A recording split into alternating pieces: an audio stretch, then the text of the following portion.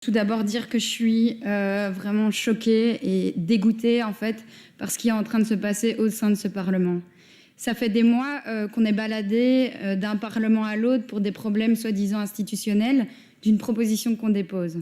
On est parvenu à passer au-dessus de ce problème et maintenant on voit ce qu'il y a derrière. En fait, la volonté politique d'octroyer des aides directes aux travailleurs et travailleuses de la culture qui n'en ont pas encore reçu, et ils sont nombreux en Wallonie, la volonté politique n'est pas là.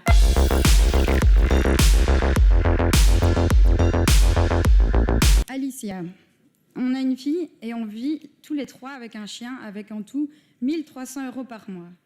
C'est ce qu'on a quand on n'a aucun contrat et c'est quasiment le cas tous les mois depuis mars 2020.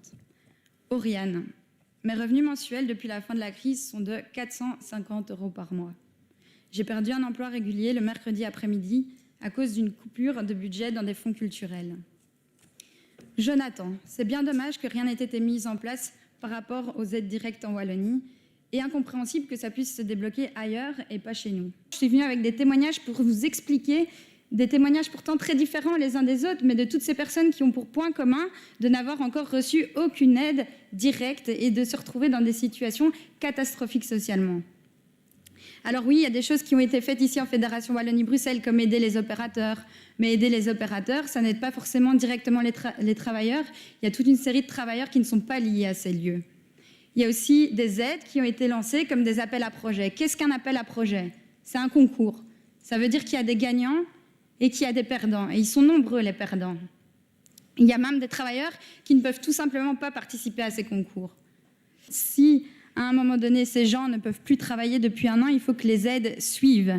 Et elles n'ont pas suivi depuis un an. Je pense que la réponse que vous avez apportée aujourd'hui n'est pas du tout correcte. J'aimerais m'adresser à ceux qui vont voter maintenant contre cette proposition de résolution.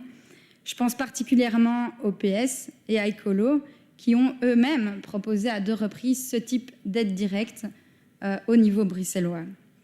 Je voudrais qu'ils répondent pas au PTB, mais qu'ils répondent et qu'ils expliquent à Alicia, Loris, David, Anaël, Jonathan, Angélique, Yves, Sarah, Dan, Oriane, Laurent et Karim, qu'ils leur expliquent pourquoi un travailleur de la culture domicilié en Wallonie n'a toujours pas reçu aucune aide directe, tandis qu'un travailleur de la culture bruxellois a pu être déjà soutenu par 2 fois.